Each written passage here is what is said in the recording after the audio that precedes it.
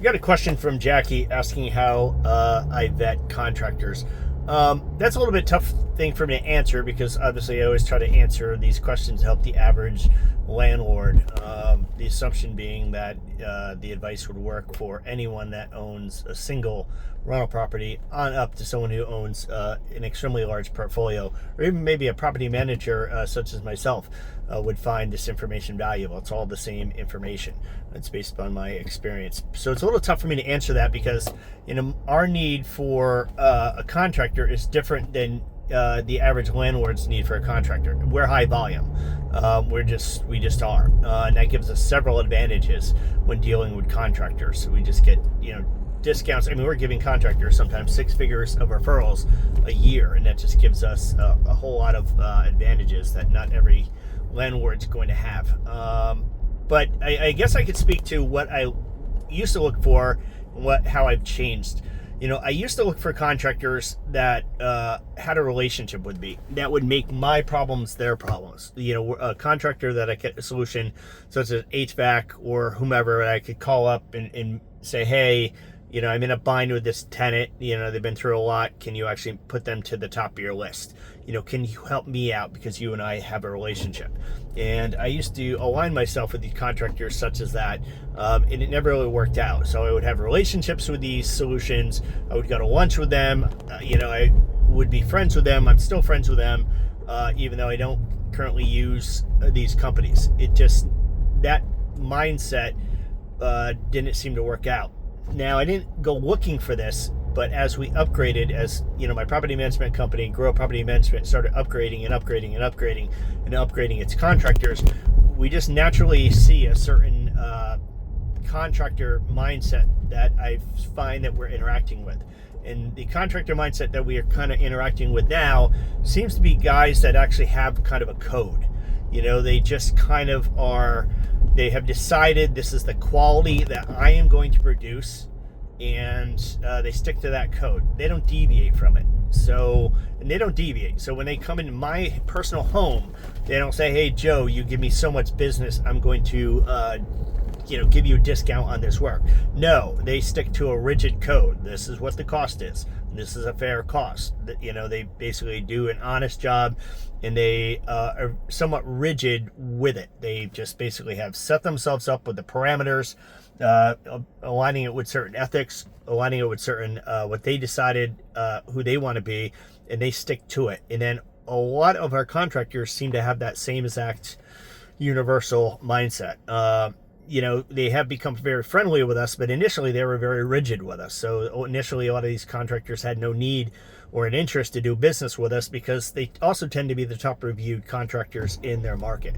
So they have fairly busy schedules. So they don't really need our work per se. And they were not very friendly with us initially. Eventually, they do become very friendly with us, and they have become incredible assets. I mean, they're incredible assets because we run into problems with a property. It needs to be fixed. It needs to be fixed right in an expedient manner, and it needs to be fixed for a fair price. And we definitely need a contractor who's not going to lie and cheat in any way. Where these contractors actually ended up working as an advantage, and more of an advantage than me being able to reach out and say, hey, you and I are friends, do me this favor, having a problem with this tenant who's been suffering, where it tends to work out with these contractors is they live by a code, and I think they appreciate maybe my business's code. I never think of myself as living by a code, but I guess maybe we do live by a very strict, this is what the quality service we want to do. They get to know us, they get to know who we are, and if a tenant is unhappy because we didn't get in to fix a property in a quick time, and a lot of times there's this disconnect because the tenant expects a repair to be done immediately. But, if the roof is leaking, water's coming in, they want somebody there within the hour. And there's not anything we can do when it's raining to stop water from coming into a property. We have to wait till it stops. We have to get the roofer there, and the roofer can't do anything effectively until the rain actually stops. So often tenants might be unhappy. And I have found it to be a huge asset to where the tenants tend to love these contractors. They all get super high reviews. And these contractors love and respect us just because they see how we kind of operate. So these guys kind of like living by a code did ultimately get me the favors, I guess, where, again, we have a bad tenant relationship because they're unhappy with our response to a repair request. These contractors are going in and, just basically saying no. Grow Property Management is a very good, very ethical company, and you're lucky to be using them. And that actually has solved a lot of problems. So, I wish I had more information on how to vet contractors. We often do use Google reviews. It's one of our starting points. I spend a lot of time and energy going through reviews. Every review I can get on a contractor. It's not always possible.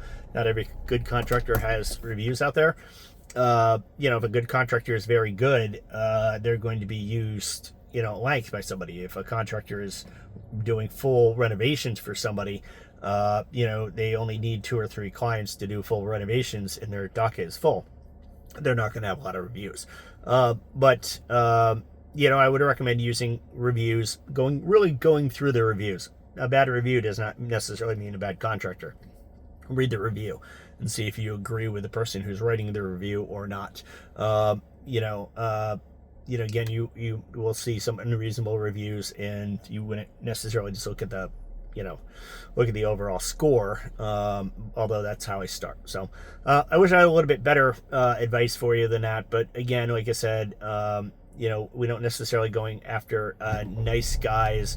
We go after guys that run their business really well, and those, of course, ultimately do end up to be the nicest guys. I actually have friendships with these contractors that we often refer, but it didn't start out that way, and we didn't select them that way. And when I did select people based upon that, it never worked out. Somebody who runs their business well is just somebody who runs their business well. Someone who runs their business bad is just someone who runs their business bad. That's just the way it is. It's a way of being. It's not always a decision the person is making. It's not like you wake up in the morning and you're like, I'm going to start running my business well. You're either that way and you don't want to cheat people and you actually want to do a good job for people, and that's who you are, or it's not. I don't know if it's always a business decision to basically just start being ethical and doing the best service you can do for somebody. I think it's either in nature or it's not, and that's kind of who I select. So, all right, just a humble Philadelphia property management company owner, as always, doing my very best to answer your rental property investing questions, and as always, happy rental property investing.